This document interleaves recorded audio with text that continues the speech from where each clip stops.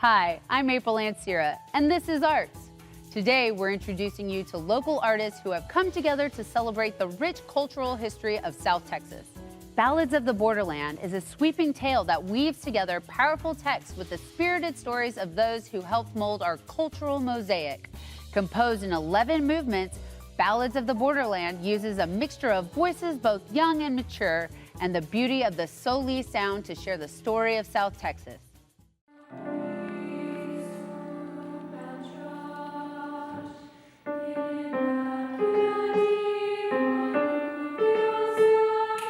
I'm Ethan Wickman, and I'm the composer of this brand new work, Ballads of the Borderland. My inspiration for Ballads of the Borderland began a few years ago when I moved into the city of San Antonio. And something that strikes me about San Antonio as a creative person is noticing that it's a city that has remarkably held on to its history, its past, I think in a way that's more noticeable than a lot of other American cities. But that invited me to look deeper and sort of peel back the layers and know what are the stories that these people here have to tell. You know, where have they been? What sorts of things have they inherited from their ancestors? What things have they brought with them? And so as a composer, always in search of kind of the next inspiring idea, something that could inspire sounds in a compelling way, I started to think about how could I find a way into the heart of this city with music. And I thought the combination with a cutting-edge group that plays a lot of recently composed music like Soli, with the children's voices, with the caliber that they had to put them together would create something, I think, just inspiring, awe-inspiring. And so I got to know both groups recently, you know, after I had moved here, and just I pitched them the idea. And so lucky for me, they decided to take a chance on this. I think personally, in going through the texts of this work and beginning to work on it myself, it's similar to a composer. I look at the risk that a composer has to take in order to write this. They have a dream. They have something they want to achieve, just as the people in these incredible stories have.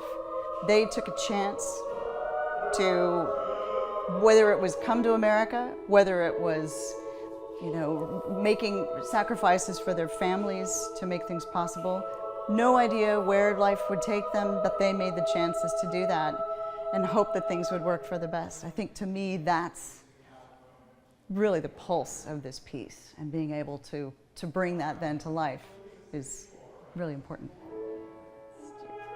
To be able to invite a composer to write a brand new work, to take their dreams, take that chance, make themselves vulnerable to whatever opportunities they might have in performance, how we might present the piece, and to take that chance and write a new work for us, for our unusual instrumentation of violin, clarinet, cello, and piano, is a great thrill for us. I'm Ann Schelling, Executive Director for the Children's Chorus of San Antonio. For CCSA singers, many of them, this is the first time they've actually been a part of a world premiere. A couple of them have been involved in premieres of sorts over the past couple of years, but for this entire ensemble to be intimately involved in the creation and the first performance and bringing to life a new work is really a new experience for many of them.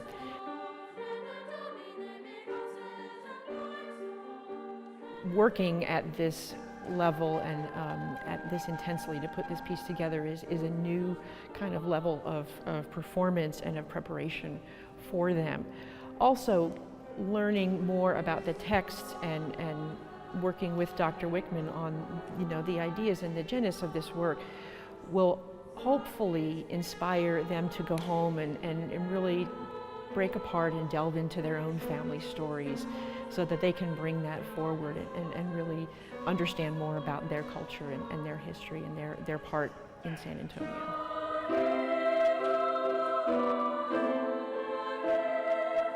The bulk of the text comes from, I say, a local poet and writer, although he's got a national, international reputation, a writer by the name of John Philip Santos. And John writes a lot about his own family history from kind of an ethereal, almost cosmic perspective. And so his words are used in poems several times throughout the work to kind of give us a sense of panorama, the vast sweep of history through the ages, and the sense of identity we have with our families through the ages.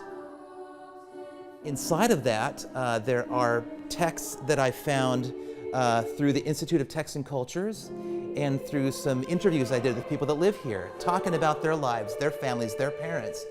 And so contrasting with this sweeping narrative is we have these intimate portraits of people and their lives here and today. And then the final piece to this that really needed to be there to make it complete and feel whole was this really beautiful poem by a beloved San Antonio and Texas poet named Carmen Tafolla. Carmen is from here, grew up here, and her work really to me are like, it's like one love letter after another to San Antonio and the border region.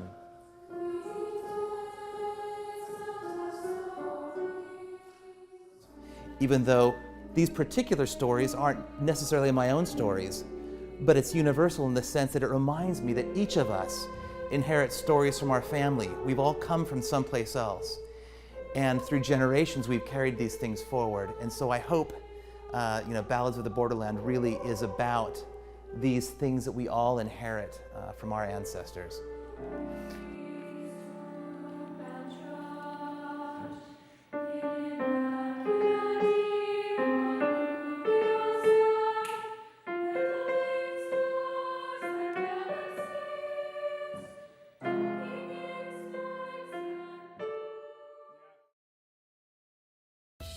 To find out more about this upcoming performance, visit balladsborderland.com.